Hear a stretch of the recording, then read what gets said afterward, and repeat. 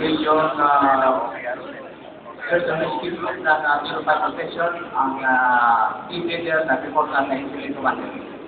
Sir, we are from the Bureau of Fire Protection Special Rescue Unit. Ano po may tutulong natin? Malaking tulong natin yung namin natin. So, pina-assist natin. So, report na lang sa operation natin para dispatch and start by solution. Yes, sir.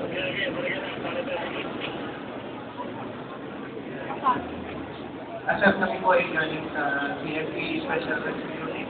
Ano po ay tutulong namin, sir? Meron po tayong traffic tips na nakapasok na po ang aming SRU. Yes.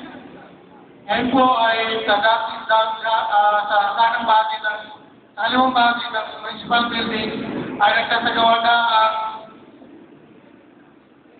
ang Tanay Mountaineers ng pagbaba ng biktima sa pamamagitan ng tinatawag na victim answer.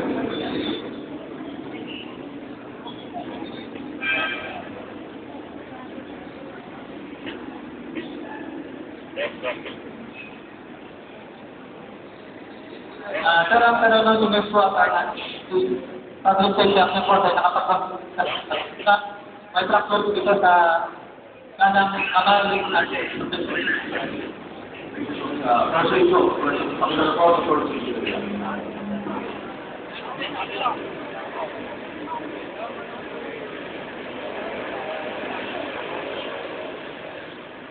ng bayan ng Tanay sa Terega.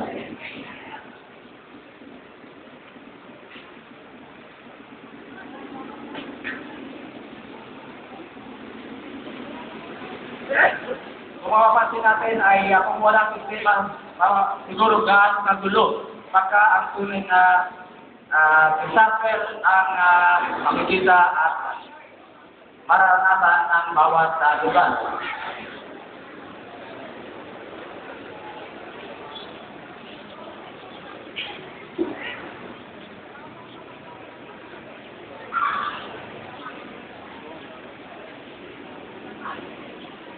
Ngayon po sa dating kanan bahagi ng Municipal Hall ay nag-start na mag-operate ang Special Rescue Unit ng Bureau of Fire Protection using the rescue crane.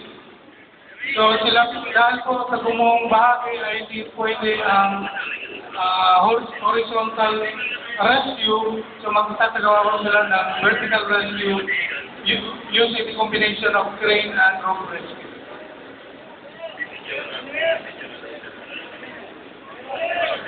Okay, may complete na sa taas ng building.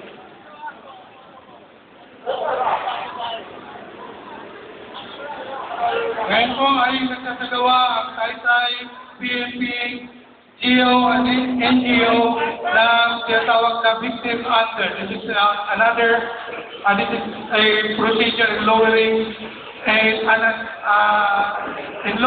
conscious victim.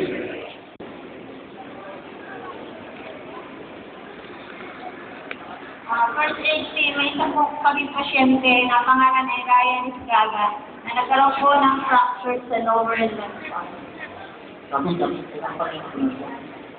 Kailangan po namin ng ambulance. So, tawag ka na po sa medyo, tawag na lang mag-tindi natin sa ambulance.